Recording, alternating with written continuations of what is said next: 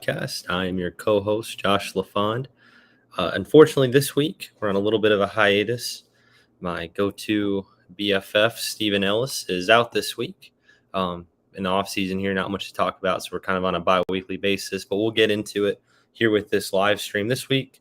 We're going to keep a little bit of a brief episode, try to keep it around 20 minutes or so, and talk about NFL power rankings. And especially this week, kind of before we get into that, one thing I'm sure Steve would like to talk about if he were here, the news with Trey Lance going into training camp. Obviously, it's something he and I have beat the horse to death about, but just reassuring to hear that Kyle Shanahan and the anonymous front office source, whether that's John Lynch or whoever, has put to bed any rumors that Trey Lance was not going to be the quarterback this year. So just kind of reassuring to know where this ship is sailing to, where it's sailing from, and where it's going. And actually, as we're talking right now, looks like the 49ers have decided to release Dee Ford. So again, some more clarity here on offseason information that Steve and I have talked about for a long time now. So we're really excited here. Looks like we're getting stuff behind us. The next step, obviously, is figuring out where in the world is Jimmy Garoppolo going to go. So as soon as we get that, it really feels like we're building full momentum here as 49ers fans, as a podcast as well, moving into the offseason with full emphasis on what's to come here down the stretch. So we'll go on ahead and get into the power rankings here. We're going to go 32-1. Not going to spend a ton of time on them just because, like I said, we're going to keep it an abbreviated episode. Just want to make sure you guys who are watching and listening knew we didn't forget about you.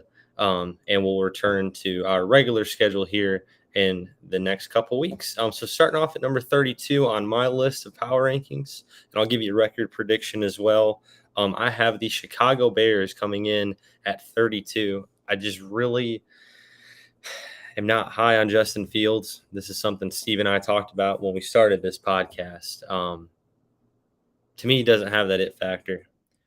And I know that's kind of hyperbole. Everybody talks about that, whether it's that kind of slow windup, whether it's, I wouldn't say issues with short to intermediate accuracy, but he just looks the part of a mediocre starter potentially down the line. And at least for the time being, definitely has so much to work on. The Bears didn't do anything to bolster the offensive line. They didn't do anything to bolster any skill positions to help Justin Fields out if there was something to be had in regards to that. So for that reason, I have the Bears coming in at 32, have them at 2-15.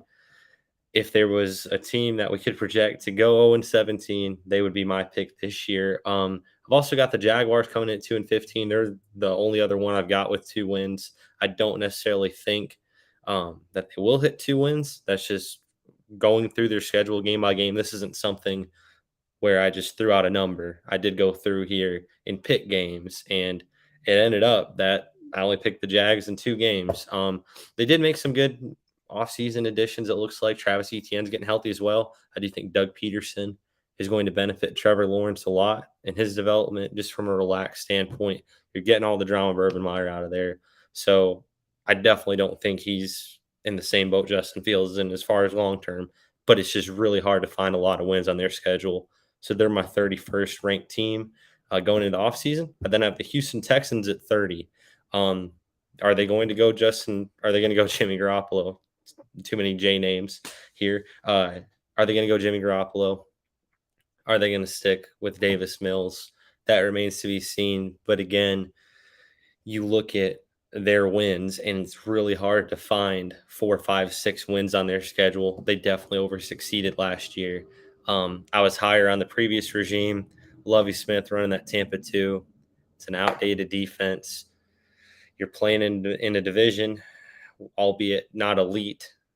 You do have to play the Indianapolis Colts, who we'll get to in a little bit. You do have to contend with the Tennessee Titans.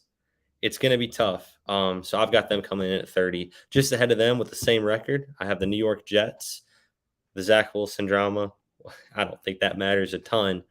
But again, it's just hard to find a lot of wins on their schedule. And to me, when I'm making power rankings, even if it is in my head or looking at these schedules, a team might be better than they were last year, but at least on paper, the Jets do have a pretty tough schedule.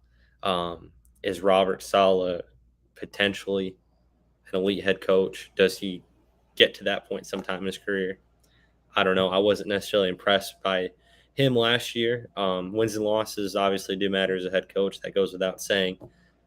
But just some of the decisions he made, we'll see. But I've got the Jets at 29. Do like some of the moves they've got. If Mekhi Becton can stay healthy, definitely think while they won't push for a wild card spot by any means, I could see them improving off of last year, building momentum into next season. Slightly ahead of them is the Brian Dable-led New York Giants, the football Giants. As a Schwami would say, coming in at 3-14 is my record prediction from them, 28th on the power rankings. A sleepy contender, a dark horse contender. How about that? A dark horse contender for Jimmy Garoppolo. Brian Dable has no affiliation to Daniel Jones. I think that's why you see some of these rumors. He's going to want a quarterback who can run his system. I think personally, due to management's influence potentially, they're going to wait till this draft. They'll have a high draft pick. I also have them at 3-14. I just like their roster construction, even though it's not great by any means. I like it better than the last four teams we mentioned as well. So they're kind of my best of the worst there as far as teams go. So could definitely find a couple wins of improvement with the Giants, the Jets, and the Texans, who all have that 3-14 record prediction from me. Now this is kind of moving into two teams. I kind of have them, I wouldn't say a tier because they're so bad. I don't think they need to be in a tier. But the Seattle Seahawks at 27, and then I guess you could say 27B, but we'll call it 26, just ahead of them. The Carolina Panthers, both at 4-13. Both of them, I feel like it goes without saying, as much success as Pete Carroll has had compared to Matt Rule, it feels like their seats are both getting hot. Pete Carroll won't be fired. He could be forced into an early retirement. Matt Rule feels like he's definitely the most overused line in sports, aside from a quarterback being a game manager, is a coach coaching for his job. That's what they do for a living. Of course he's coaching for his job. But this season as well, there's just so many factors where if everything goes right, they maybe win 6-7 games. If everything goes bad, they could be down there in that next tier easily, as could the Seahawks. There's just so many things hinging on guys needing to step up, guys needing to take a leap that have not shown that they could. I'm a big Matt Corral guy. You guys know that. I don't like Baker Mayfield as a quarterback in any other scheme outside of Matt Rule. So maybe he gives them some success. We'll see. Sam Darnold, Baker Mayfield, that's a weird dynamic. I wonder how much that rubs off on Matt Corral. My bold prediction with them is I do think Matt Rule is going to be fired here sometime around the bye week. Could be during the bye week. And I do think Matt Corral starts at least one game this year down the stretch. So if Christian McCaffrey, and like I said, these guys stay healthy, maybe they find some wins out there that give just enough motivation for ownership to maybe give Rule one more year. I don't see it, though. So I've got them at 4-13. It's just hard to find wins. Again, same division, Atlanta Falcons. I've got them at 25th, coming in at a 5-12 record. We'll see what Desmond Ridder does. We'll see what Marcus Mariota does. It's a weird deal. You got Calvin Ridley out this year. It's just a weird dynamic here with the Atlanta Falcons in a tough division, no less. So like I said, I've got them with a 5-12 record, coming in at 25th on our power rankings. We'll try to hurry this up here and fly through some of these as we're moving off the crappy teams, getting into the good teams. You guys know I'm a rambler. We'll get in here to 24, a team that I keep seeing talked about that, they're turning the corner. They're going to come back. I love their receiver. I hate everything else about them, just about the Minnesota Vikings. I got them with a 6-11 record, coming in at 24 on our power rankings. It's an age defense. They've really got to get younger. They're coaching higher. Even if they went with Jim Harbaugh last year, it feels like that even might have been the play to rebuild from the ground up. I think that's what maybe he was wanting to sign up for, turn down that job because they're wanting to keep contending. Kirk Cousins, that massive contract, they extended him as well. I don't get that at all. Can Dalvin Cook stay healthy for the first time through a whole season in the last few years? There's a lot of questions about him. And I'm kind of the opposite on the Vikings. If you're seeing them getting pushed as a sneaky contender to win the division, I don't see it at all. It's really hard to find wins on these guys. The one thing I'll say, though, as high as I've been on A.J. Brown, Devontae Smith, uh, Jamar Chase, some of my favorite receivers, Steve's favorite guy, Justin Jefferson. I do think he cements himself as the number one wide receiver this year. So if you're a Vikings fan, you do have some encouragement to look forward to. So now we get into the top 23, into the Michael Jordan. We'll try to take a breath here and slow down as we're flying through it. I've got the New Orleans Saints at 7-10. I've flip-flopped on their record some. When we did division rankings with our buddy Luke, I had the Vikings. I had the Saints rather with a much worse record than what I'm about to project. Those guys seem to think that the Saints can contend and possibly win the division, not to put words in their mouth. A lot of people are saying that. However, I've got the Saints coming in at 7-10. I was at 9-8. I moved off of that to 5-12. 7-10 seems like a happy medium. That quarterback position, moving off of Sean Payton, I think he kind of made that magic with Jameis Winston. I don't know if you're going to see as much creativity now that he's out of there. You got a lot of staff continuity, obviously, but you don't have that creative influence in Sean Payton. I do think you're going to miss that a lot. Outside of Alvin Kamara, obviously, and an aging Michael Thomas, I don't love their offense. The defense could easily be tops in the NFL, but especially with that now going from an offensive to a defensive coaching staff minded from the head coach on down, it definitely feels like a team that's going to want to play clock control, especially with that quarterback situation. Alvin Kamara, Taysom Hill in the run game. I just don't know how they're going to contend for that division. So 7-10 seems like a happy medium to me. That's why they are 23rd on our power rankings.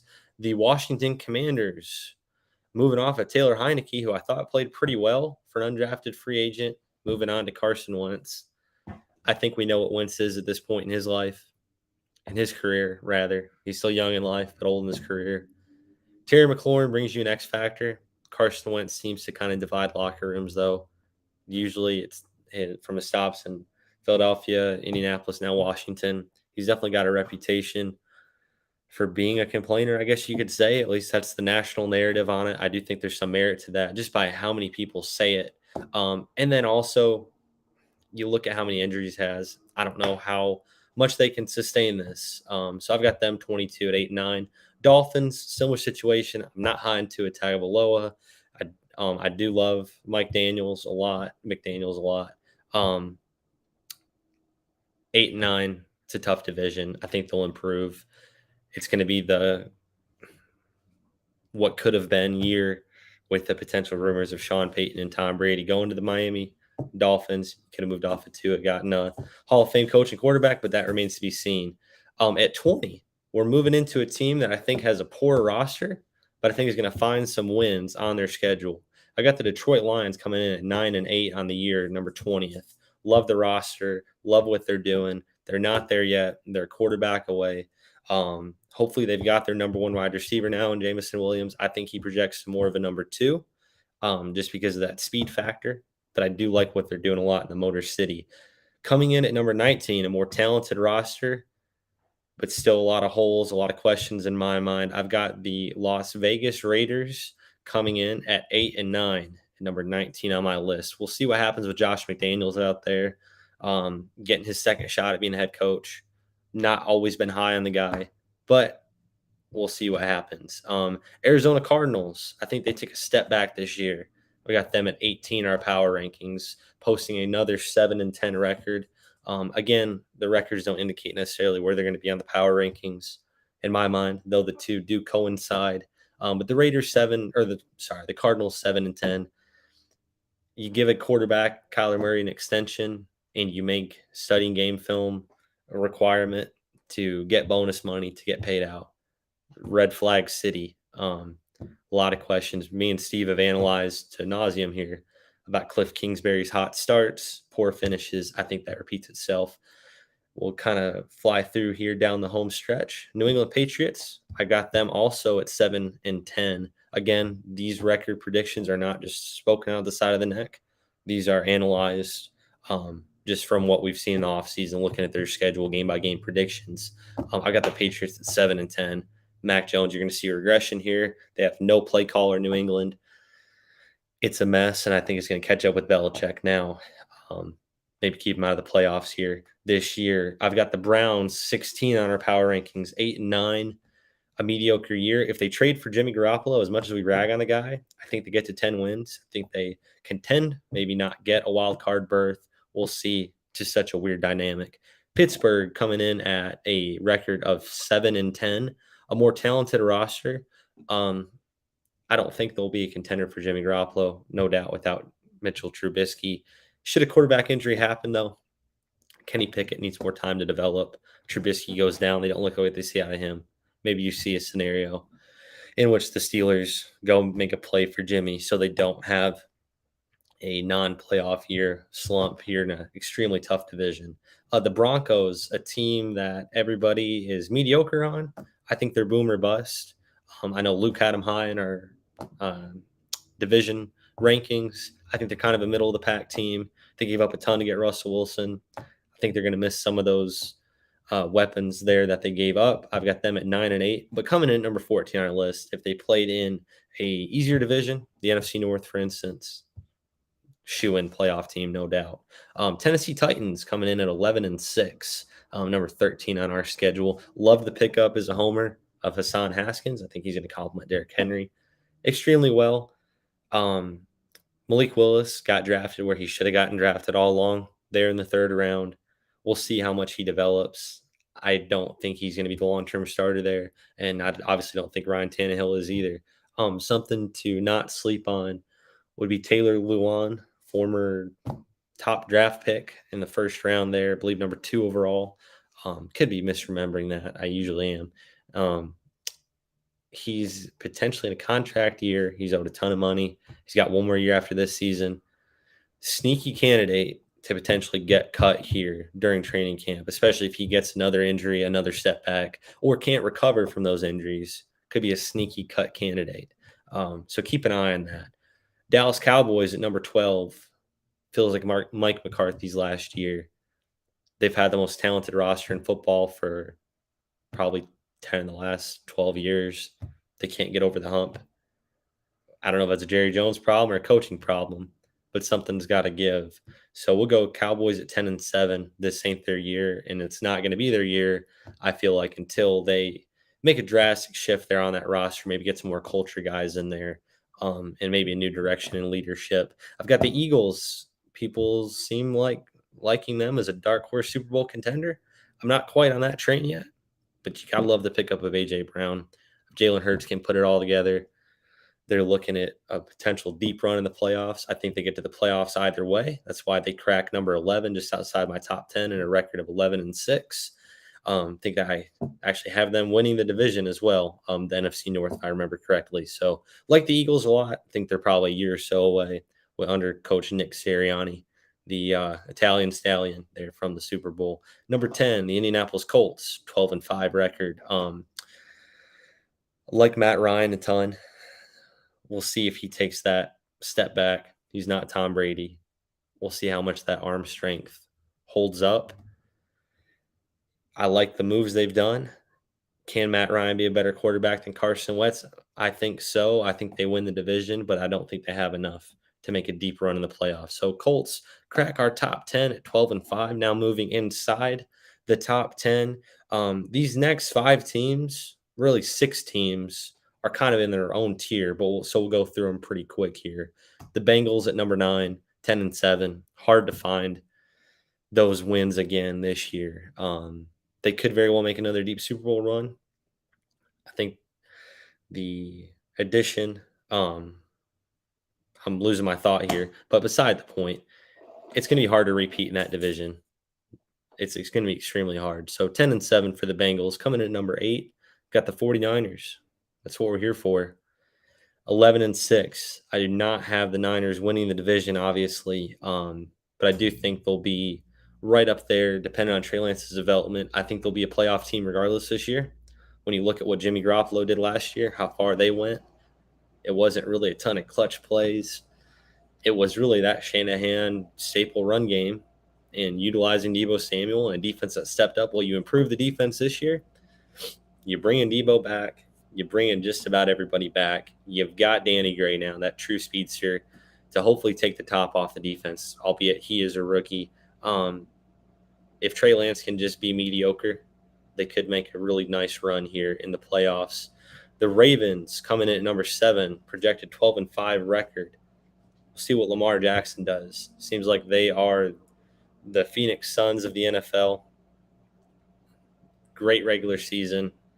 Once people get the tape on them, the book's kind of out, and they tend to choke in the playoffs. It seems like under Lamar Jackson. That's the narrative. I'll repeat the narrative, though, until proven otherwise. The Green Bay Packers, number 6 in my power rankings, projected record of 13-4. Obviously, like some of the additions they've done, despite the subtraction of Devontae Adams, Christian Watson, people are going back and forth on him now. I think he'll be a solid rookie receiver for Aaron Rodgers. We'll see how much of a run they can make, though. Definitely allocating that money, as Steve and I have talked about, from Devontae Adams to Jair Alexander. That was the right play and what they needed to do going forward, not just this year, but down the stretch. Kansas City Chiefs cracking our top 5 here, rounding out that list of 6 teams I mentioned are kind of in that same tier in the power rankings. Got the Chiefs at 11-6. We'll see what happens without Tyreek Hill. We'll see what happens without Travis Ward. Patrick Mahomes is still Patrick Mahomes, and Andy Reid is still Andy Reid. It's a tough division. I don't think they win it, but they've got the tools, they've got the experience, they've got the pedigree to make another deep run here. The Tampa Bay Buccaneers. This one's contentious. Does Brady return to prominence? A lot of questions last year in the playoffs. Seems like people started dogging him just a little bit. The offseason distraction potentially of going to the Miami Dolphins. Who knows how much merit there was to that. But Tom Brady's still Tom Brady. We'll see how much that coaching turnover matters there with Bruce Arians stepping away. But still, you got to bank on Brady. The Bucs at 12-5. Now moving into tier number 1. We talked at the outset briefly about the crap tier. Well, this is the gold tier. The Chargers 14-3. I know that's a bold prediction on the record. Going through that schedule game by game, though, you got to like what they do on paper. If they can just make solid in-game decisions from a coaching standpoint, from a play calling standpoint, offense and defensively, you got to like where they're at. Khalil Mack adds a ton to that defense. Really like what the Chargers are doing. I do think they win that division. We'll see if they can make a deep playoff run, but I do think at least they win that division and do contend for a bye, depending on tiebreakers. The Buffalo Bills, 14-3 as well.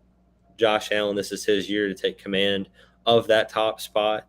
Clearly, I think with Aaron Rodgers kind of aging, he's not going to take a step back as much as people want to assume that. But I do think you see Josh Allen leap over Patrick Mahomes, leap over Aaron Rodgers to fully cement himself as the best quarterback in football this year. And again, they just don't seem to lose any players, despite everything that's going on in that team, all the money they've given out. They've really made solid additions, made smart trades. They've held on to all their key playmakers. Love what the Bills are doing. Love what that team is doing, especially under Sean McDermott. Just a great organization from the top down. And number 1, the boring pick in the power rankings, coming in at a 12-5 record, the Los Angeles Rams, the best team in football from a talent standpoint. Everything they do is out of this level. The one thing you could dog that organization about, that team about, was not beating the 49ers. Well, unfortunately, as we all know, they got us last year in the NFC Championship game. So they've got that monkey off their back. They've got the Super Bowl. We'll see what happens. As long as Matthew Stafford doesn't regress, I do think they firmly submit themselves. They're inside that top tier. So thanks for joining us this week, guys. Like we said, an abbreviated episode, but a lot to like kind of going through these teams. It's a nice review. We'll have Steve back on here in the next week or so, get back to our usual schedule here, kind of analyzing this stuff as a whole. And of course, as we talked about from the outset, a lot to like here with training camp just around the corner. So thanks for joining us this week. This has been the 49 Yard Dash. Josh, we'll talk to you.